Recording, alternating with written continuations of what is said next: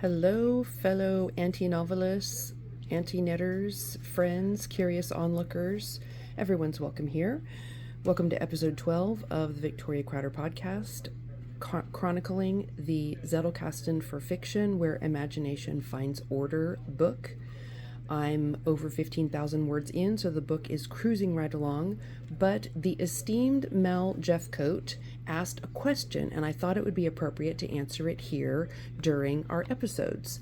Mel is the author of an amazing book called Turn the Page, How to Transform Your Mind by Reading Old Books. I will drop the link down below. Definitely check it out, as everyone here, I suspect, is a reader. Not necessarily a writer, but certainly a reader, and his book is amazing. I've read it, and it truly is transformative. So I'm going to get right to Mel's question. Mel discovered that in the early parts of planning the novel that I'm writing, I used a converted Happy Planner as a plotting notebook, and he has gone out, forged ahead, procured said Happy Planner, and wants to know how to convert it into a plot notebook of his own. So, truth be told, full disclosure, I have already finished the novel that I was working on when I created this, and a lot of it has been cannibalized in order to install cards in my Zettelkasten, because obviously this part of the rough draft writing is well behind me. However, I was able to pretty easily reconstruct it, and so I'm going to share the process by which I converted an old Happy Planner, which was actually my daughter's college planner, into a plotting notebook that allowed me to pull together my novel writing resources in order that I could, number one, start my Zettelkasten and start getting those first cards installed, and number two, get the actual writing of my novel done. So here we go.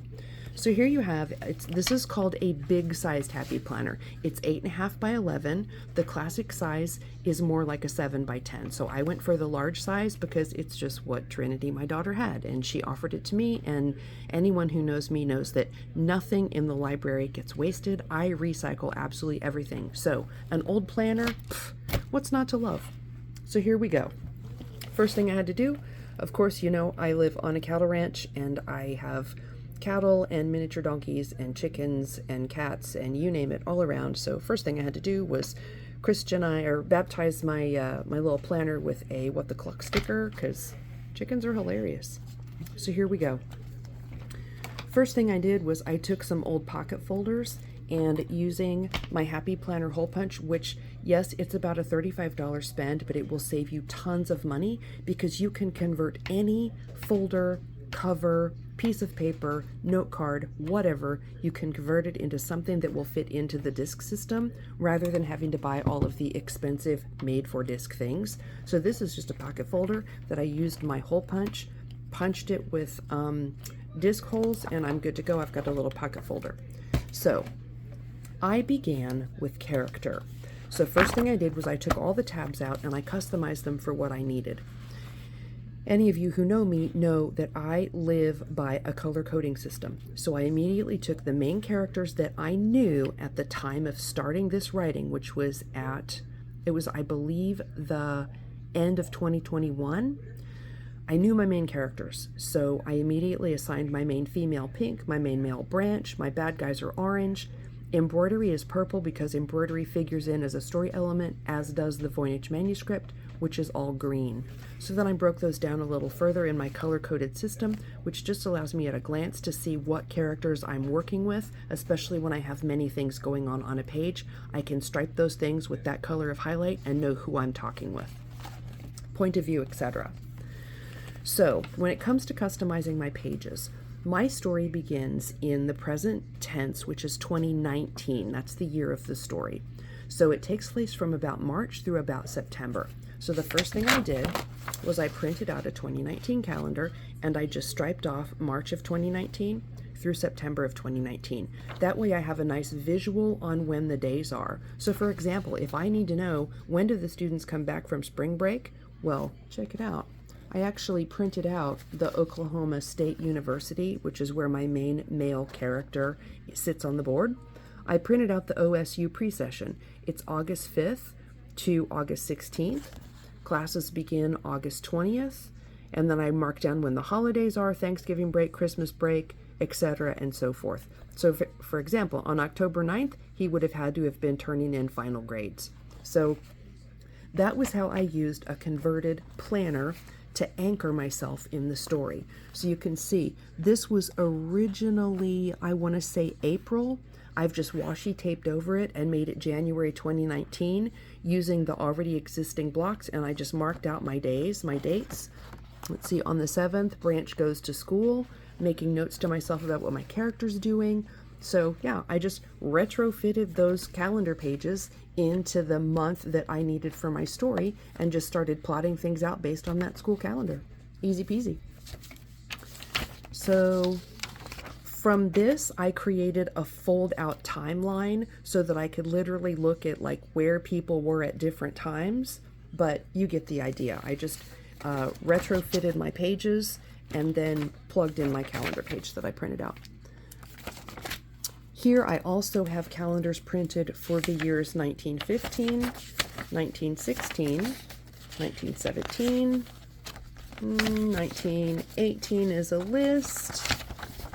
I've got the university calendar for the whole year of 1986 and 1987 because those are where flashbacks occur. So again, I'm making notes of what days things occurred on just so that I can mark those for my story. For me, anchoring my story on actual calendar dates helps me keep the timeline and all of the points of view straight. Those are decisions that you'll have to make for yourself, but that's how I do it. The next thing that I do when I'm starting a plotting notebook is I start with character. So this is just another tab. This would have been from March of the year that this calendar was. I've covered it over with the 7000s key, and this is where I'm going to start developing my characters. So you may already be familiar with this. I've showed it several times, but this is labeled the Master 7000s because in my Zettelkasten, 7000s are the numbers where I keep all of my story elements for this novel. So I just started assigning my main characters numbers. 7110 main female, 7120 main male, 7130 bad guys, 7140 the Voynich manuscript, 7150 is embroidery. And then I started adding in some of the smaller characters. So like from my main female, her parents, her mentor, from my main male, his parents, his best friend, etc. and so forth. So again, I'm just orienting myself in the story using my planner as a place to start to plot these things out on a page so that I can see all of it at an overview. I've added in some more pages that allowed me to break down those characters and start to give those characters numbers. That way, when I get over into my Zettelkasten, I've already got numbers assigned to these people, and I can start using their character sheets, which we'll see in a minute, to develop out those character cards. Speaking of character sheets, this is my character development grid. I will drop a link over at LiLLiPub. LiLLiPub.org is our collective publishing co-op where we all meet up to work on our fusion writing projects and discuss that week's lessons and just generally have fantastic camaraderie and fun. So I will link to these worksheets over in LiLLiPub, and I'll put that link down below should anyone want to come over and grab these worksheets. I have found them super helpful. I've edited and changed them as I go, so I feel like I have them pretty nicely dialed in, but you know, these you can customize for yourself. This is just how I do it. This is what I call the character development grid. So you know I've assigned my main male character the number 7020. His name's Marshall Branch. He lives in Guthrie, Oklahoma. So as I started thinking about this character back in the early writing, I just made myself some notes about what he did, his parents, his best friend, his horse. I've given his horse a number 7121.5-1. So just dialing in some of those elements. I've made a note over here, meeting at the museum. That says it was chapter 5, now it's chapter 6. So again, I'm just making myself notes. Now this top box is just for general character information as I'm brainstorming. The middle box is labeled research, questions, and tasks. This serves as kind of a task or assignment list to myself where I'm making notes about things I need to look up, things I need to find, things I need to brainstorm or draft out. That's what these things do. And then I just check those boxes as I get those little pieces developed. Down here, I've just got a notes box. This says, scene establishes his wound and the burden he carries, and that's underscored in pink, which tells me that my main female character is going to play a role in this burden that he carries. So again, I'm just using these sheets to basically talk to myself as I'm developing the story and the characters. Flip it over, and you see I've got a note card stapled to the back, and this is a much more detailed line out of the story timeline, starting from 1900 and going forward to 1987. So then down here, I've got another note. I've made a note here to sketch out, here we go, sketch out his study and his office, and I've numbered it 7121.5. So if I flip over to my 7121.5 card, you see that I make a note that the table has trays, a microscope, it's got a book on it, there's a leather journal under the table in a drawer from his mother.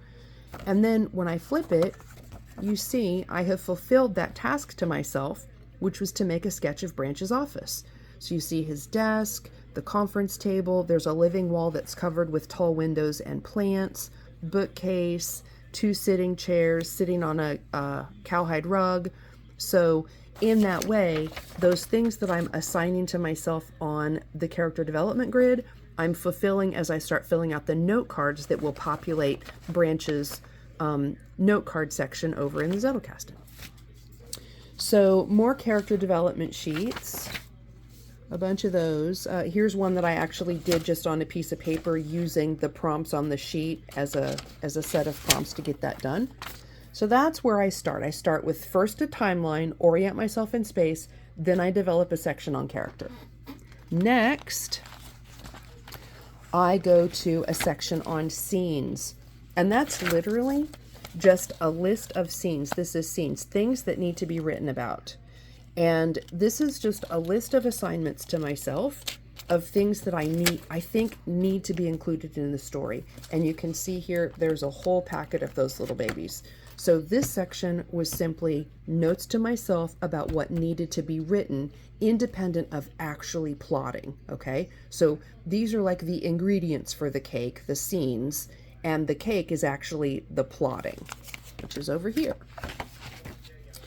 So let's flip to the plot master. So in the plot master section, you should be familiar with this. This is my plot cheat sheet. It has the 4-act structure lined out, which we've already talked about that, and the 8 major plot points that mark your way through a traditional Western conflict-driven narrative, okay? I've already summarized for me, the beginning is the offering. That's the offering that you're making to your reader, the thing that you're pulling them into the story with that promises a great adventure.